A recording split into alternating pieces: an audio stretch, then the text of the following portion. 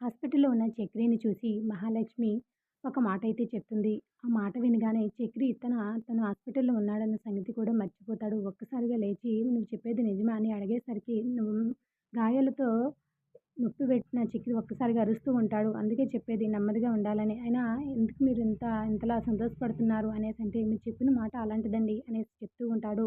అసలు మహాలక్ష్మి ఏం చెప్పింది? అంత సంతోషం చక్రికి ఎందుకు? ఈ వీడియోలో అయితే చూసేద్దాం. మీకు ఈ వీడియో నచ్చినట్టయితే లైక్ చేయండి అండ్ సబ్స్క్రైబ్ ద ఛానల్. ఇప్పుడైతే మనం స్టోరీలోకి వెళ్ళిపోదాం. ఇక చక్రి అయితే తన మనసులో మాటనైతే మహాలక్ష్మికి చెప్తూ ఉంటాడు. మిమ్మల్ని నేను భారీగా అంగీకరిస్తున్నాను. మన బంధం దేవుడు కలిపిన బంధంగా నేను భావిస్తున్నాను. మనం ఇద్దరం విడిపోవడం నాకిష్టం లేదు. మిమ్మల్ని నేను భారీగా మనస్ఫూర్తిగా అంగీకరించాను. మీరు కూడా నన్ను భర్తగా మనస్ఫూర్తిగా అంగీకరించండి అని చెప్పి అడుగుతూ ఉంటాడు. దాంతో మహాలక్ష్మి చక్రి అలాంటి మాట అడుగుతాడని తెలియక ఫస్ట్ షాక్ అవుతుంది. తర్వాత భారీగా అంగీకరించండి అనేసరికి కోపంగా అక్కడి నుండి అయితే వెళ్ళిపోతూ ఉంటుంది. ఏమి సమాధానం అయితే చెప్పదు. దాంతో చక్రికైతే చాలా బాధగా అనిపిస్తూ ఉంటుంది. అలా మౌనంగా ఉంటే ఏంటండి, చెప్పండి ఏదో ఒక మాట. నాకు చాలా టెన్షన్‌గా ఉంది అని చెప్పి అడుగుతూ ఉన్నా కూడా మహాలక్ష్మి ఏమి సమాధానం చెప్పక అలాగే చూస్తూ ఉండిపోతూ ఉంటుంది. ప్లీజ్ మహాలక్ష్మి గారు, ఇందులో తప్పేముందండి? మీరు నన్ను యాక్సెప్ట్ చేసే వరకు మీకు దూరంగానే ఉంటాను. మీరు నా భర్తగా యాక్సెప్ట్ చేయండి అనేసి మాట్లాడుతూ ఉంటాడు. ఇక మహాలక్ష్మికి చాలా కోపం వస్తుంది చక్రి మాటలకు. అక్కడి నుండైతే వెళ్ళిపోతూ ఉంటుంది. ఇక వెళ్ళిపోయిన తర్వాత తన ఫ్రెండ్‌కైతే మహాలక్ష్మి అయితే చెప్తూ ఉంటుంది జరిగిందంతా. దాంట్లో మహాలక్ష్మి వాళ్ళ ఫ్రెండ్ అయితే జరిగిన దాంట్లో తప్పేముంది? నేను అతన్ని ఇష్టపడుతున్నాడని నీకు చాలా సార్లు చెప్పాను. నువ్వే కొట్టిపడేశావు. ఇప్పటికైనా నీకు అర్థమైందా? తను నిన్ను ఇష్టపడుతున్నాడనేసి. అబ్బాయి కూడా చాలా మంచివాడని నువ్వు చెప్పావు. ఫ్యామిలీ కూడా మంచిదని నువ్వు చాలా సార్లు చెప్పావు కదా! ఇంకా ఎందుకు మహాలక్ష్మి ఆలోచిస్తున్నావు? నీ మనసులో ఇంకా ఎవరైనా ఉన్నారా? అనేసి వాళ్ళ ఫ్రెండ్ అయితే అడుగుతూ ఉంటుంది.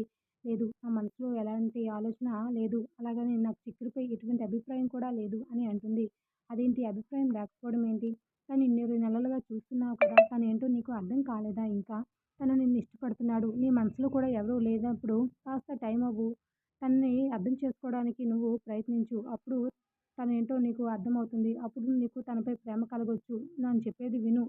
అంత మంచి ఫ్యామిలీని వదిలి రావడం నీకిష్టం లేదు. కాబట్టి చికిరి కూడా అంత చెడ్డవాడేం కాదని నువ్వు చాలా సార్లు చెప్పావు కదా! అలాంటప్పుడు ఇంకా ఎందుకు ఇంతలా ఆలోచిస్తున్నావు అని చెప్పి ఇక ఆఫీస్‌లో ఉన్న మహాలక్ష్మి ఫ్రెండ్ అయితే తనతో మాట్లాడుతూ ఉంటే, మహాలక్ష్మి అయితే వాళ్ళ ఫ్రెండ్ చెప్పిన మాటలకు ఆలోచనలో పడుతూ ఉంటుంది. సరే నేను ఇంటికి వెళ్ళి ఏదో ఒక విషయం చెప్తాలే అని చెప్పి ఇక కాఫీ షాప్‌లో కాఫీ తాగిన తర్వాత ఇద్దరు కూడా వర్క్ చేసుకోవడానికైతే వెళ్ళిపోతూ ఉంటారు. చక్రికైతే మహాలక్ష్మి అలా సడెన్‌గా వెళ్ళిపోవడం అస్సలు నచ్చదు.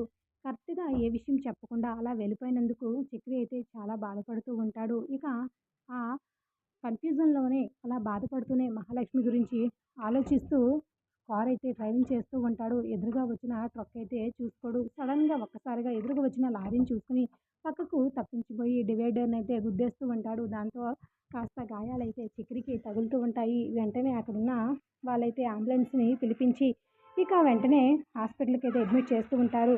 అలాగని పెద్ద గాయాలు కాదు, అలానే చిన్న గాయాలు కాదు. కాళ్ళు, చేతులు కొంచెం గట్టిగానే దెబ్బలు తగలడంతో వెంటనే మహాలక్ష్మి గారికి ఫోన్ చేసి తనకు మొబైల్ కాంటాక్ట్‌లో లిస్ట్ తీసి మహాలక్ష్మికి ఫోన్ చేస్తూ ఉంటారు. వెంటనే ఆఫీస్‌లో వర్క్‌లో ఉన్న మహాలక్ష్మి ఆ విషయం వినగానే పరుగున అయితే ఆఫీస్ నుండి వస్తూ ఉంటుంది. ఇక అక్కడున్న చక్రిని చూసి కంగారు పడిపోతూ ఏమైంది? ఎందుకిలా అయింది? అనేసి టెన్షన్ పడుతూ అడుగుతూ ఉంటే చక్రి గారు ఏమీ లేదు అండి. బాగానే ఉన్నాను. ఏదో చిన్న యాక్సిడెంటు. దానికి ఇంతలా ఎందుకు మీరు టెన్షన్ పడుతున్నారు అనేసి తన ప్రేమ విషయం ఒప్పుకోనందుకు బాధపడుతూనే చక్రి అయితే మాట్లాడుతూ ఉంటాడు. ఇక ఎందుకు నేను చెప్పిన గురించి ఆలోచించి అశ్రద్ధ చేశారా? అందుకనే మీకు యాక్సిడెంట్ అయింది. మీరు బాగా డ్రైవింగ్ చేస్తారు కదా! అంటే ఏమీ లేదు చెప్పాను కదండీ! వెళ్ళిపోదాం పదండి అని అంటే, లేదు మీరిప్పుడు రెస్ట్ తీసుకోవాలి. ఈవినింగ్ డిశ్చార్జ్ చేస్తానన్నారు. నేను ఆల్రెడీ కనుక్కొని వచ్చాను డాక్టర్‌ని అని చెప్పి మహాలక్ష్మి అంటుంది.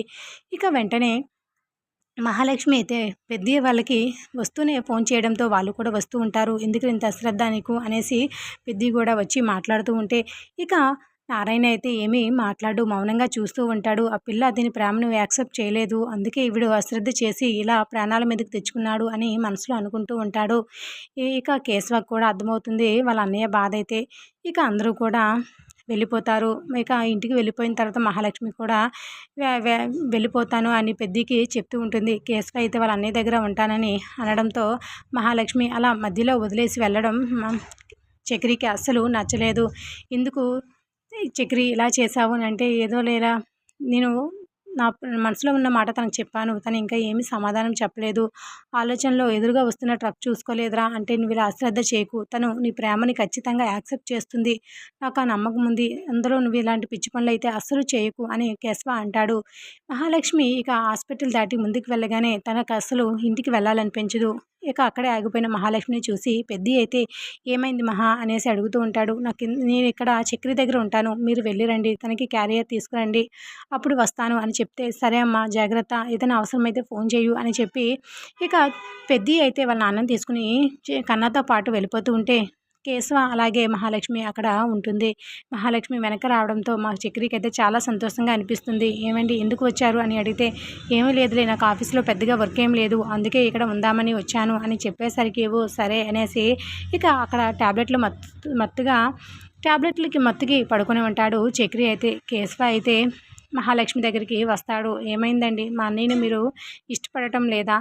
తను చెప్పిన మాట మీరు ఎందుకు ఒప్పుకోలేదు? ఆ టెన్షన్‌లోనే మేము మీ గురించి ఆలోచిస్తూ ఇలా వాడు ఎదురు వచ్చిన ట్రక్కుని చూసుకోలేదంట. అందుకే యాక్సిడెంట్ అయ్యింది అని చెప్పి ఇక కేశవ ఫస్ట్ టైమ్ మహాలక్ష్మితో చాలా చెప్తూ ఉంటాడు వాళ్ళ అన్నయ్య గురించి. ఇలా హాస్పిటల్‌లో ఉండడం చక్రితో మా కేశవకి కూడా బాధ కలుగుతూ ఉంటుంది. అందుకే మహాలక్ష్మితో డేర్ చేసి కా ఇక తను చెప్పాల్సింది చెప్పేస్తూ ఉంటే మహాలక్ష్మి అయితే ఆలోచనలో పడుతూ ఉంటుంది. ఇక ఏమి కేశవకి కూడా సమాధానం చెప్పదు. దాంతో కేశవకి వాళ్ళిద్దరికి ప్రైవసీ ఇవ్వాలనిపించి అక్కడి నుండైతే వెళ్ళిపోతూ ఉంటే చక్రి దగ్గర కూర్చొని నిద్దట్లో ఉన్న చక్రితో తన చేతులు పట్టుకొని తన మనసులో మాటైతే చెప్తూ ఉంటుంది. కానీ నిద్దట్లో ఉండడం వల్ల చక్రికి ఆ మాటైతే వినబడదు. వినే ఉంటే ఎగిరి గంతేసేవాడే. హాస్పిటల్ అన్న సంగతి కూడా మర్చిపోతాడు చక్రి. అంత హ్యాపీ న్యూస్ చెప్పినా కూడా తను నిద్దట్లో ఉండగా చెప్పడంతో చక్రికైతే ఆ విషయం తెలీదు. మహాలక్ష్మి అసలు ఏ మాట చెప్పింది? ఇక వచ్చే ఎపిసోడ్ అయితే మిస్ కాకండి. Like the video. Thanks for listening.